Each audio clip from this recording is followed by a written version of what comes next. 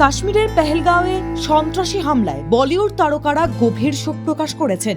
সলমান খান, ঋত্বিক রোশন, শাহরুখ খান এবং প্রিয়াঙ্কা চোপড়া এই হামলার নিন্দা জানিয়ে নিহতদের পরিবার ও আহতদের প্রতি সমবেদনা জানিয়েছেন।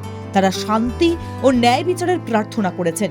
সলমান খান সোশ্যাল মিডিয়ায় পোস্ট করে বলেছেন, কাশ্মীর পৃথিবীর স্বর্গ এখন পরিণত হচ্ছে নরক হয়ে।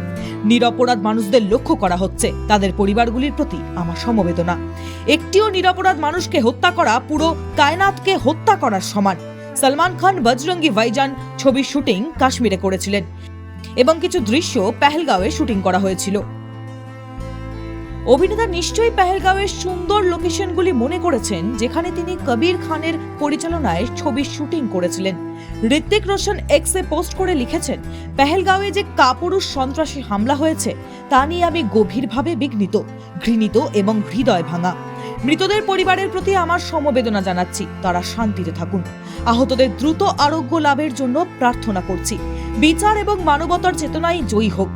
শাহরুখ খান লিখেছেন, পেহেলগাঁওয়ে ঘটিত বিশ্বাসঘাতকতা এবং অমানবিক সহিংসতার জন্য দুঃখ এবং ক্ষোভ প্রকাশ করার জন্য ভাষা হারিয়ে ফেলেছি। এমন সময় আমরা কেবল ঈশ্বরের কাছে প্রার্থনা করতে পারি, যারা এই দুর্ঘটনায় ক্ষতিগ্রস্ত হয়েছে তাদের জন্য। আমি গভীর সমবেদনা জানাচ্ছি। আমাদের দেশ হিসেবে একত্রিত হয়ে, শক্তিশালী হয়ে এই কাপুরুষোচিত ঘটনার বিরুদ্ধে ন্যায় বিচারের জন্য দাঁড়াতেই হবে। প্রিয়াঙ্কা চোপড়া ইনস্টাগ্রামে একটি শক্তিশালী বার্তা লিখেছেন। সন্ত্রাসী হামলার নিন্দা জানিয়ে তিনি লিখেছেন, পেহেলগাঁওয়ে যা হয়েছে অত্যন্ত নিন্দনীয়।